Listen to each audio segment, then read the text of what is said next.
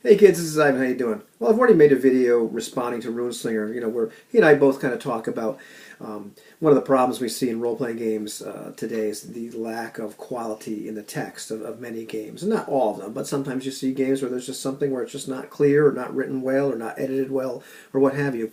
And today I want to talk about something that's more like a pet peeve of mine called a little bit of a vendetta.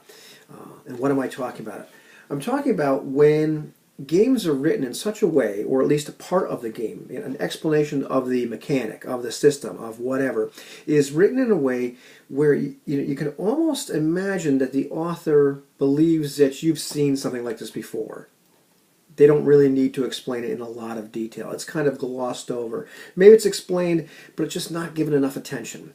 It's almost like a variation on that. What is a role playing game? Portion of every single game. Where sometimes you read them and it's really glossed over. It's not treated as if this is the reader's first role playing game ever, and so you need to explain it to them what a role playing game is. What they're going to be doing in that role playing game, and likewise, I very often see in games a treatment of a mechanic where it's just kind of glossed over. It's explained in such a way where it's almost that.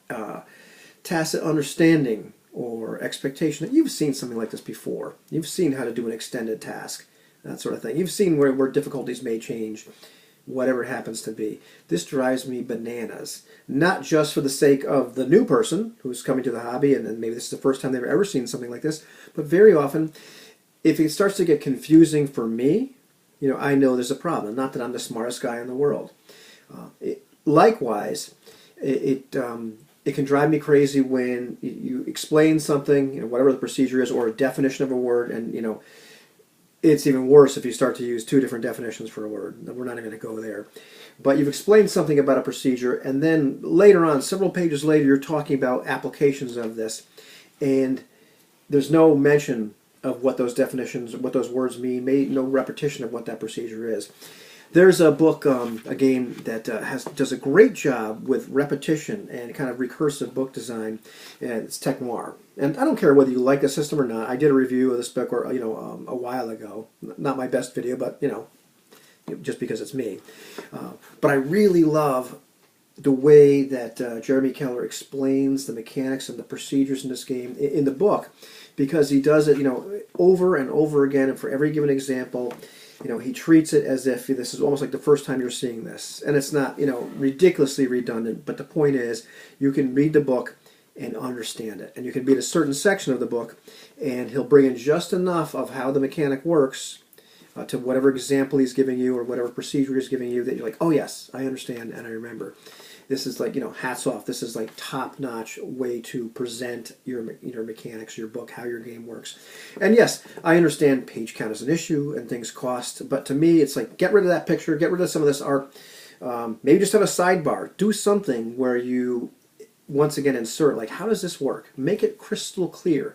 Make it so, a sixth grader could understand this, because maybe a sixth grader is reading it, Make it really crystal clear. To me, that's a really, really important part of role-playing game design, is the paying enough attention, taking enough time and care to make sure that this is being written in a very clear and understandable manner for anybody. And one of the things that I think about every once in a while is, Anthony, RuneSlinger talked about the idea that an editor needs to understand what you're trying to do. He talks about that in one of his videos, or maybe in his blog. But the idea that you need to have an editor that's editing a role-playing game that understands role-playing games. They need to understand what you're trying to do there. But I wonder to myself sometimes, would it be helpful to have somebody else proofing it or whatever that has they don't understand role-playing game mechanics. They've never seen anything like this, but somebody that is not used to seeing something like this, that's not going to gloss over and read between the lines and understand what you're saying, read over it and ask them, okay, what did I just ask you to do here? If they can repeat it back to you as a game designer, maybe it's just one of your friends, if they can repeat to you how this mechanic works, how this procedure works, somebody that's completely uninterested, then I think you've done a good job. So maybe that's the way we ought to write role-playing games. So that somebody that's completely uninterested, never been exposed to them, might not have any kind of interest whatsoever, can read it, can read the procedure, can read the instructions, and then tell you how to do it. How about that? What do you think about that?